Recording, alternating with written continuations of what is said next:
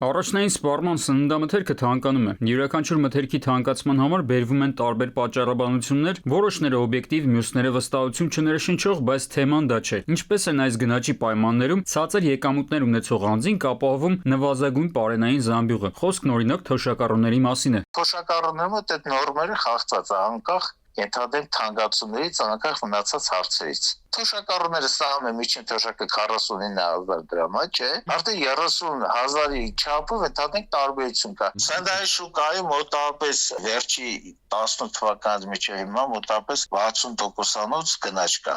Օրինակ կաթնամթերքի շուկայում 60-ից 70% դեռ։ Նվազագույն պարենային զամբյուղը ենթադրում է, որ մարդու օրական ռացիոնում պետք է լինի ձու, ձուկ, տավարի, խոզի, հավի միս, բանջարեղեն, մրգեր եւ այլն։ Սպիտակուցի, ճարպերի հստակ քանակ է սահմանված, որոնք անհրաժեշտ են օրգանիզմի նորմալ կենսագործունեության համար։ Փաստը, որ Հայաստանում տավարի մսի սպառումը բավականին նվազել է, ցույց է տալիս, որ մարդիկ իրենց զամբյուղից այն հիմնականում հանել են։ Լավ ուրիշ չէ։ Տավարի միսը անտրամաբանական թանկ է։ Հացամթերքը թանկացել է 5-ից 7%-ով։ Մակարոնային արտադրանքը ավելի շատ։ Կենթանական կաթնամթերքը արդեն մոտենում է երկնիշի։ Չպետք է մոռանանք, որ մենք ունենք 25% աղքատություն։ Խանութներում օրեցօր ավելանում է թթվասերի, մածունի, կաթնաշոռի եւ պանրի տեխնոլոգիայով արտադրված կաթնային արտադրանքի թիվը։ Այսինքն, սրանք մթերքներ են, որոնք պատրաստվում են ոչ թե կարագով, այլ մատչելի յուղերով։ Օրիգինալ կաթնային արտադրանքի համեմատ ավելի հասանելի են։ Կաթնամթերքի թանկացման ֆոնին բնական է, որ նախընտրությունը այս ոչ առողջ այլընտրանքին են տալիս, բայց նվազագույն պարենային զամբյուղը ենթադրում է, որ մարդիկ հենց իսկական կաթնամթերք պետք է օգտագործեն։ Մարդկանց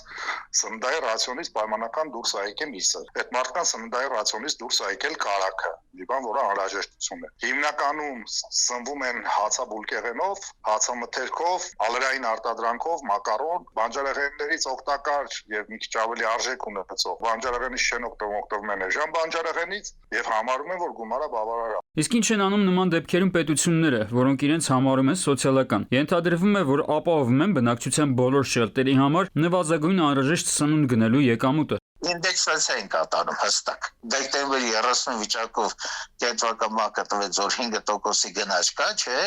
Հունվարի 1-ից տանում են թոշակները, մարդիկ ընդհանրենք իրենց բազիսայինը գումարած 5%։ Նվազագույն պարենային զամբյուղի բաղադրիչների շարունակական թանկացման մասին է վկայում այն փաստը, որ Հայաստանում բնակչության մի հատվածը թերսնվում է, նշում են մասնագետները։ Ունենալով ալերային մթերքից կազմված սննդակարգ, մարդիկ պարզապես չեն ստանում անհրաժեշտ վիտամիններ եւ միկրոէլեմենտներ։ Արմեն Աթալյան, ժամը լրատվական։